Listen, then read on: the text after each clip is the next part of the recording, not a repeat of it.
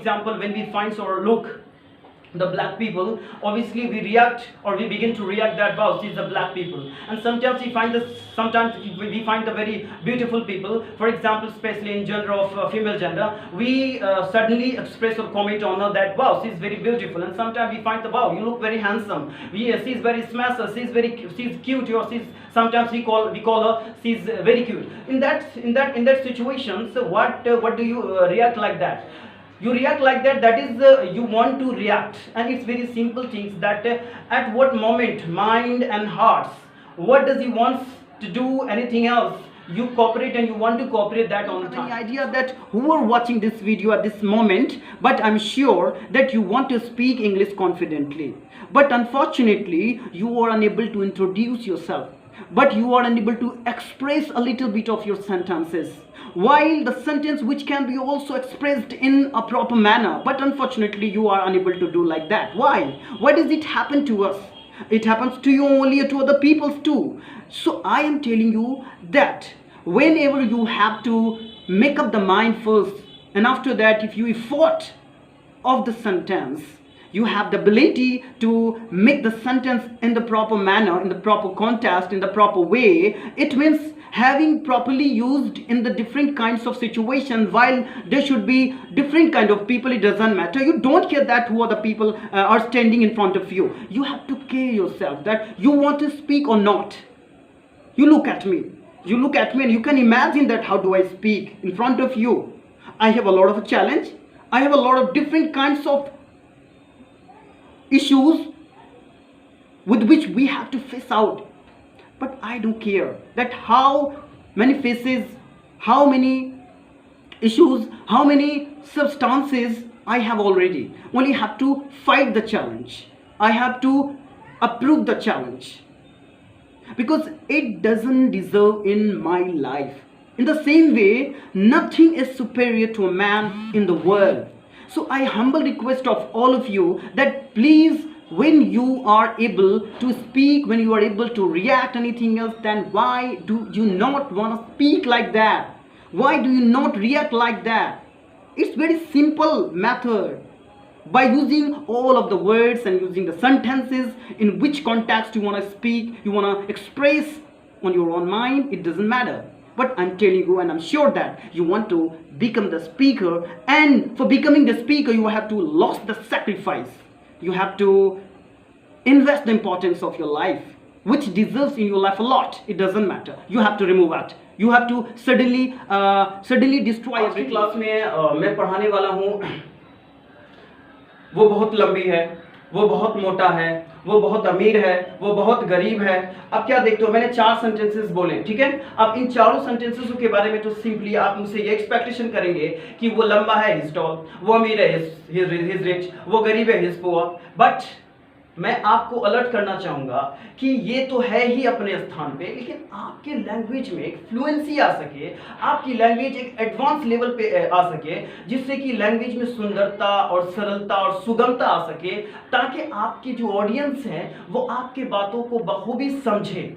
देखिए यहाँ मेन जो पॉइंट है लैंग्वेज सीखने का, जो मेन मोटिव और पर्पस है वो यही है कि हमारी कम्युनिकेशंस जो है दूसरों तक किस तरह से एक्सेस करे, ये ज्यादा इंपॉर्टेंट है, ना कि केवल कम्युनिकेट कर देना। फॉर एग्जांपल मान के चलिए 2 व्यक्ति आपस में बात कर रहे हैं और दोनों एक अपने ही मोटिव में बात कर रहे हैं, दोनों अपने ही फील्ड्स की बात कर रहे हैं, तो आपको क्या लगता है दोनों में एक दूसरे के बीच जो कम्युनिकेशन गैप है वो ये है कि जो स्पीकर है वो अपनी बात कहना चाहते हैं और जो ऑडियंस है वो अपनी बात कहना चाहते हैं। इससे क्या होता है कि कम्युनिकेशंस का जो ट्रांसमिशन होता है वो गैपिंग होने लगता है, और इस केसेस में क्या होता है कि जो स्पीकर है वो जो कहते हैं उसको भी पता नहीं होता है कि वो क्या बोल रहा है, और जो ऑडियंस है वो जो कहना चाहते हैं या फिर वो जो कह रहे हैं उनको भी पता नहीं होता है। तो इन दिस केसेस आप और हमें इस चीज का बहुत ख्याल रखनी होगी कि हम किस तरीका से अपने कम्युनिकेशंस को हम स्टेबल रखें, उनके मेंटेनेंस को बनाए रखें। इसी कड़ी में आज के वीडियो में मैं आपको एक एग्जांपल देता हूं और उस एग्जांपल से आप समझेंगे। फॉर एग्जांपल मान के चलिए मैं आपको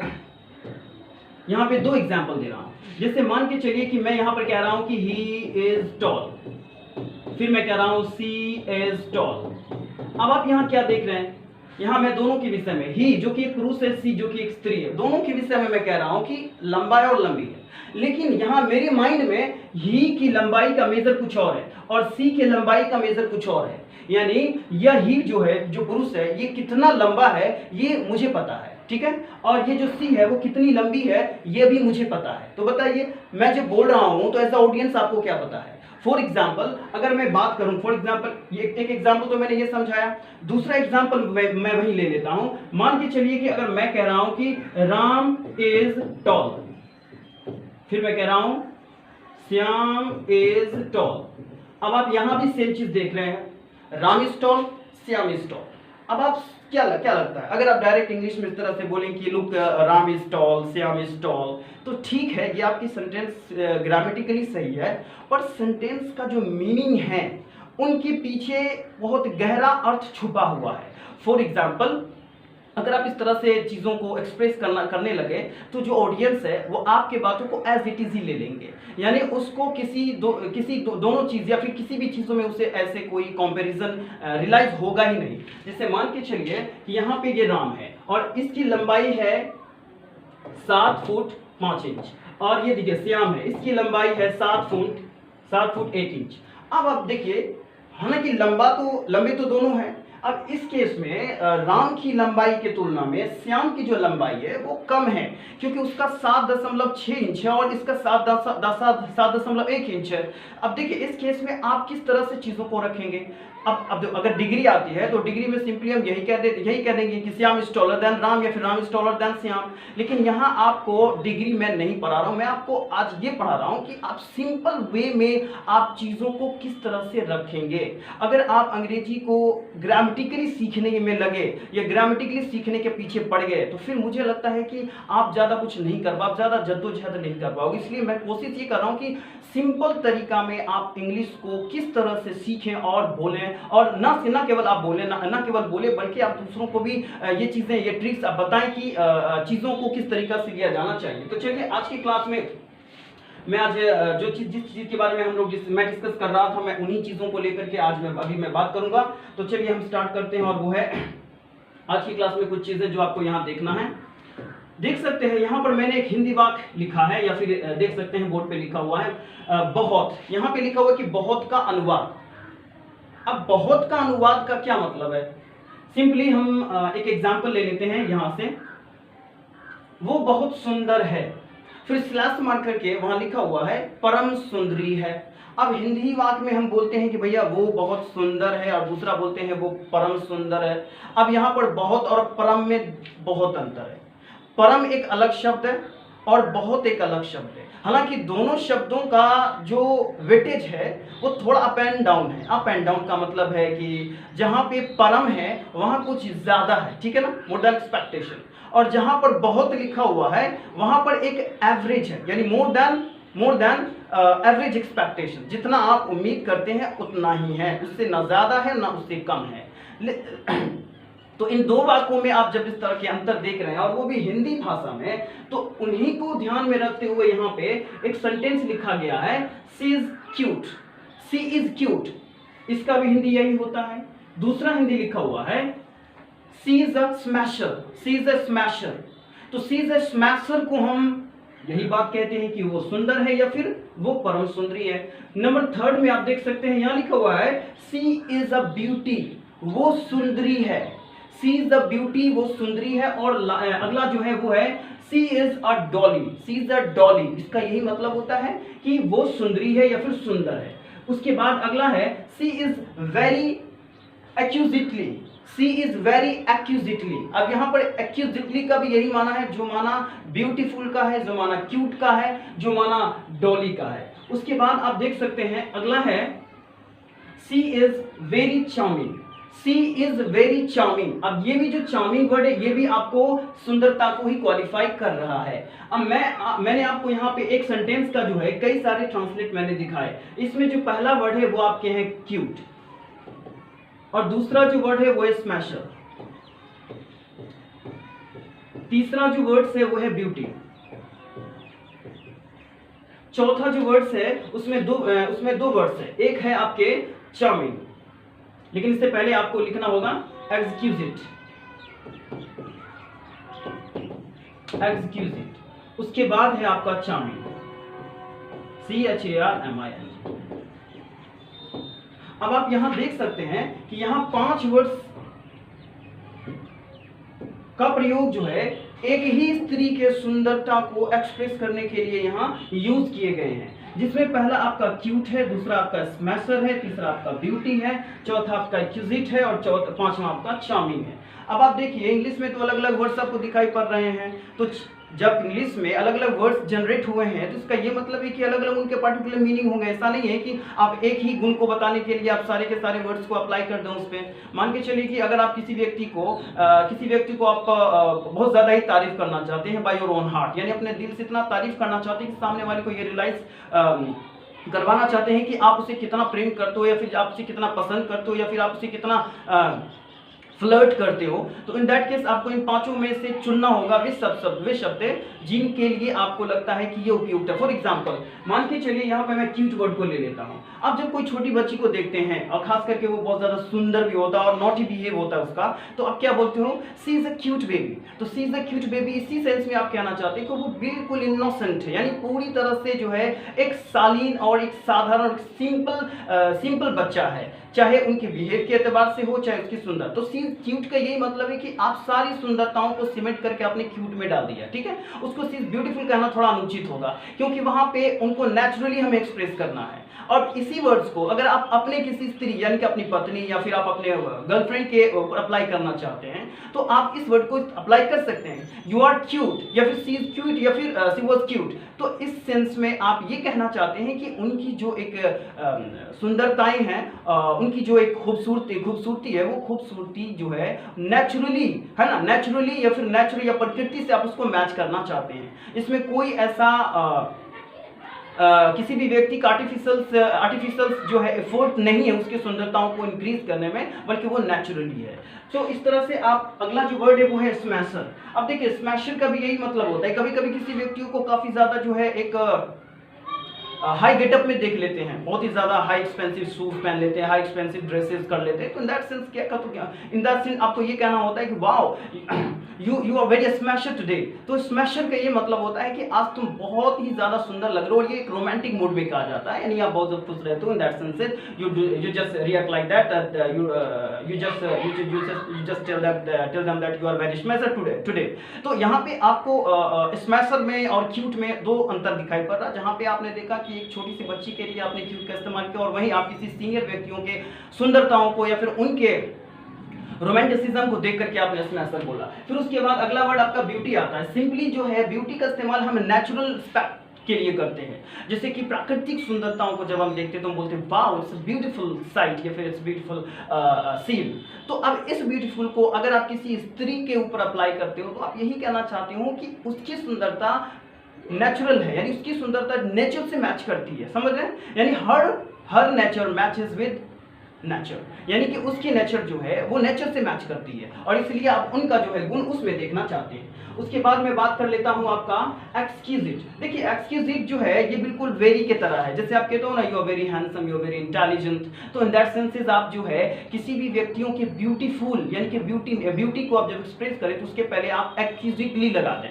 तो वो चीजें क्या होता है उनकी सुंदरता में एक नेचुरलिस्टिक चीजें आ जाती है, यानी कि उसके अंदर एक प्राकृतिक चीजें आ जाती है। फॉर एग्जाम्पल अगर आप मान लीजिए कि कोई स्त्री बहुत सुंदर हो, उसको आप चाहते हैं कि मैं इनके लिए एक अच्छा ऐसा शब्द इस्तेमाल करूं जिससे वो कन्विंस हो जाए, लेकिन आपको याद नहीं है, तो आप ब्यूटीफुल वर्ड यूज कर सकते हैं, लेकिन उसी शब्द के साथ आपको एक्यूजिटली वर्ड यूज करना। आप कह सकते हैं यू आर एक्यूजिटली ब्यूटीफुल, तो यहाँ पे आप यही कहना चाहते हैं कि आप अति या परम सुंदर है, ठीक है।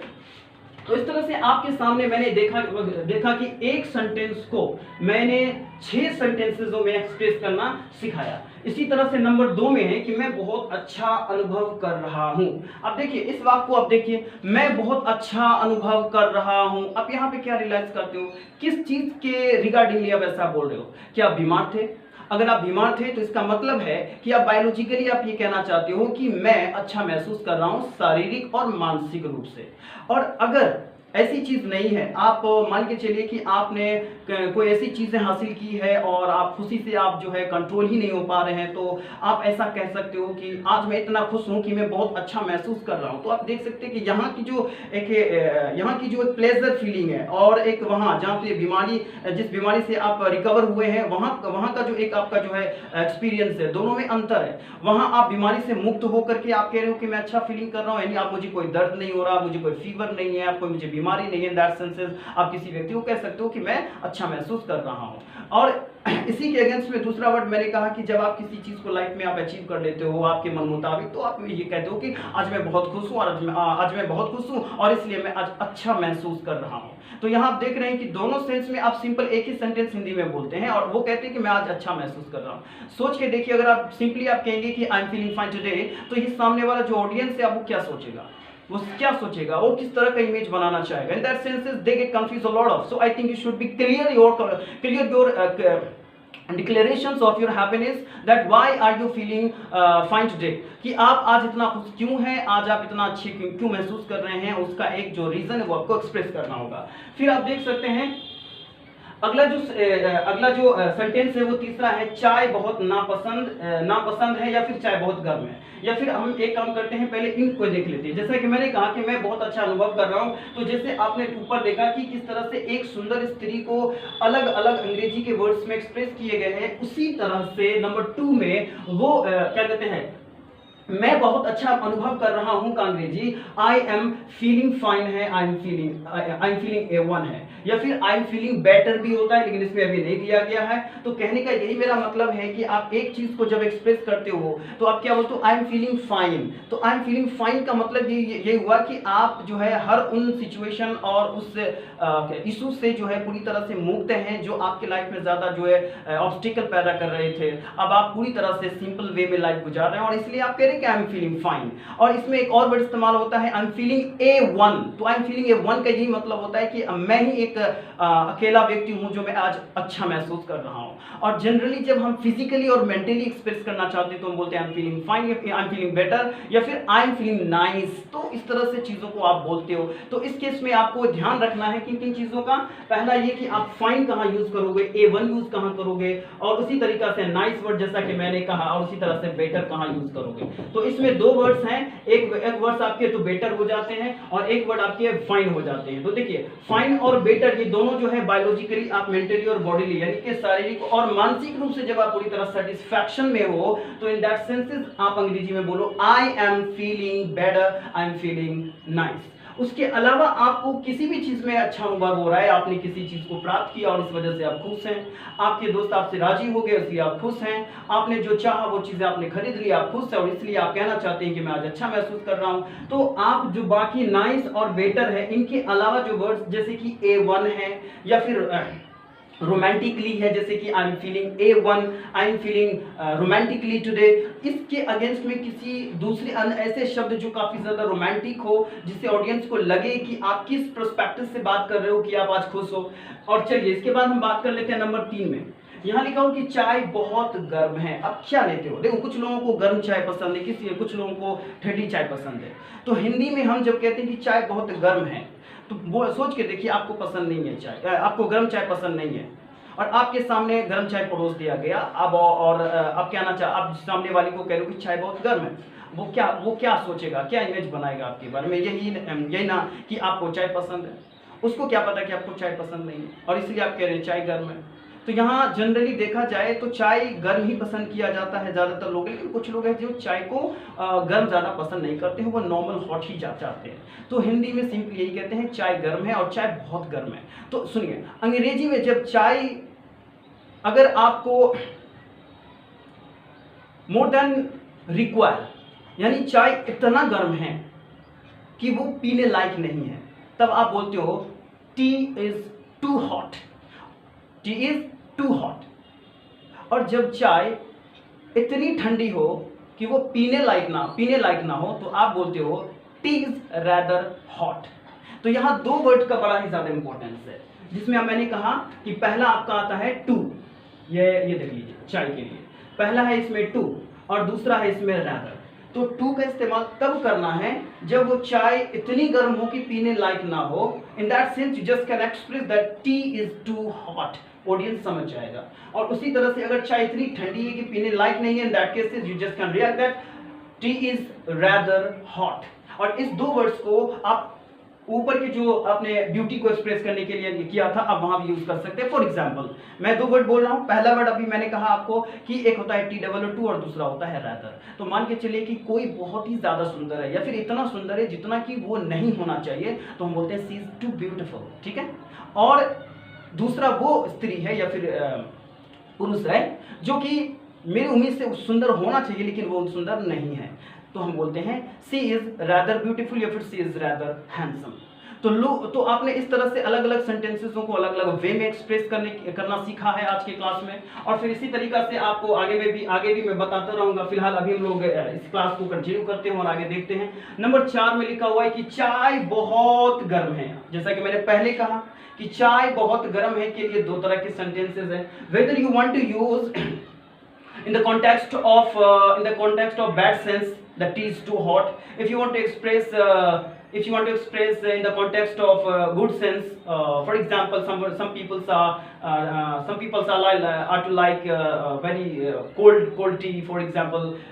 जैसे मान के चलिए कि कोई व्यक्ति आप ये चाहता है कि मुझे चाय ठंडी पसंद है, कुछ ऐसे है कि जो कहते हैं कि मुझे गर्म चाय, तो जिसको ठंडी चाय पसंद है वो रैदर यूज करेगा और जो गर्म चाय यूज करते हैं वो टू यूज करता है। और इसी में एक और वर्ड आता है, वो है फेयरली। फेयरली का ये मतलब होता है कि चाय इतनी गर्म है जिसे पिया जा सकता है, ठीक है, ना वो ज्यादा गर्म है और ना ज्यादा ठंडा है। तो इन दैट सेंस या केस उसको आप कह सकते हो कि टी इज फेयरली हॉट, यानी चाय मन मुताबिक गर्म है जिसे पिया जा सकता है। इसी तरह से नंबर 5 में और लास्ट सेंटेंस है और लिखा हुआ है कोयला बहुत कम है। कोयला बहुत कम है, या फिर आप ये कह सकते हैं कि लोहा बहुत कम है। तो कोयला क्या है? लोहा के एक मटेरियल चीज जिसे आप मेजर करते हो, नापते तोलते हो। तो इन दैट सेंस आप क्या बोलोगे वहां पे? यही ना कि आयरन इज रेड हॉट। अगर लोहा ज्यादा गर्म है तो उसको वेरी नहीं यूज करते। वहां लोहे का दूसरा क्वालिटी होता है रेडनेस, यानी लालपन, जिसको ललिमा कहते हैं। और कोयले का जो होता है वो होता है ब्लैकिश, यानी ब्लैकिस्ट का मतलब यही हुआ कालापन। तो अगर वहां पे लोहा के बारे में आपको एक्सप्रेस करना है तो आप कहेंगे आयरन इज रेड हॉट। और अगर कोयला के बारे में यूज करना है तो आप बोलेंगे कोल इज ब्लैकिश। तो कोल का एक पर्टिकुलर या फिर इसका अपना क्वालिटी यही है कि कालापन होता है, लेकिन इसको भी अगर आयरन की कॉन्टेक्स्ट में यूज करना चाहो, जब उसको हम फायर करते हैं, जलाते हैं, तो कोयला भी जो है लोहे के समान दिखने लगता है। तो उस केस में भी आप जो है, जैसे आप लोहे के बारे में आपने कहा कि आयरन इज रेड हॉट, उसी तरह से आप कोयले के बारे में कह सकते हैं कि कोल इज रेड हॉट। तो यहां आपने सीखा 1 से 5 सेंटेंसेस, और 1 से 5 सेंटेंसेसों में यही आपने सीखा कि किसी भी नाउन वर्ड्स को हम अगर उनके क्वालिटी को एक्सप्रेस करना चाहे तो हम किस तरीका से हम एक्सप्रेस करेंगे with the help of word vocabulary. तो यहाँ आपको ज्यादा इंपॉर्टेंट आपको ये रियलाइज हुआ होगा कि भैया सेंटेंस का फ्रेमिंग तो मुझे पहले से भी पता था, लेकिन सेंटेंस में जो शब्दें आ रहे हैं, जैसे कि क्यूट वर्ड आ गए थे, स्मैशर वर्ड आ गए थे, इसी तरह से वन वर्ड आ गए थे, और इतना ही नहीं, अंग्रेजी भाषा में तो बियॉन्ड द मिलियन वर्ड्स होते हैं, और इन सभी शब्दों को आप जो है ऑन द टाइम, या फिर आप ये कहें कि ऑन द पंक्चुअल टाइम, जैसे मान के चलिए आप इंग्लिश में बात कर रहे हो और उस वक्त वर्ड ही भूल गए, को पता भी नहीं कि वो वर्ड्स कहाँ गया, तो उस केस में आप क्या करते हो, आपके माइंड में क्या होता है, फिर आप ऑकवर्डनेस में आना चालू हो जाते हो और फिर आप सरेंडर कर जाते हो। तो I would like to recommend to all of you that when you want to learn this language at the beginner, then please join this channel, and as well I would like to try my level best to provide the basics or importance of the knowledge of English language, so that you may also be the next speaker of this communicator. So I am telling you today in this class is that whatever I have taught you in entire videos or in entire classes, I had tried to express. There are some translations which maybe there are around 5 sentences by which I just can express one by one in front of you.